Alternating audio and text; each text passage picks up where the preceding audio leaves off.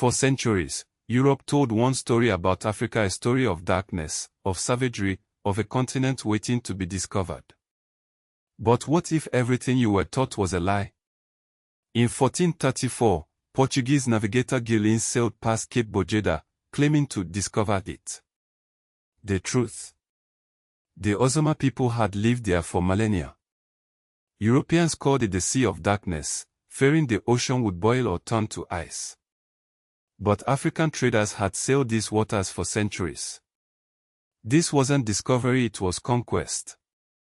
The first permanent European settlement in sub-Saharan Africa came in 1443 on Agen Island. The Portuguese built a fortress, trading goods for African gold and human lives. This marked the beginning of the transatlantic slave trade, decades before Columbus reached the Americas. But Africa's story didn't start with slavery.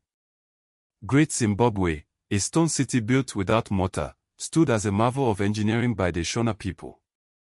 At its peak, it housed 20,000 people and controlled trade routes reaching the Indian Ocean. Yet colonial archaeologists refused to believe Africans could build it. They claimed Phoenicians or the Queen of Sheba must have been responsible. It took until the 1980s for Zimbabwean archaeologists like Peter Garlick to prove the truth. Africa's civilizations thrived long before European contact.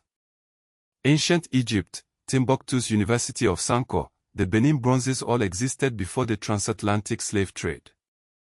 Africa is the birthplace of humanity, where the first tools, art, and language emerged. But the lies didn't stop there. Even Juneteenth, celebrated as emancipation, hides a dark truth.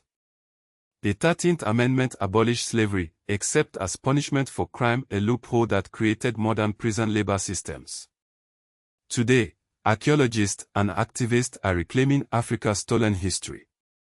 From CBD script to the Great Zimbabwe ruins, the evidence was always there. The real myth. That Africa needed to be discovered at all.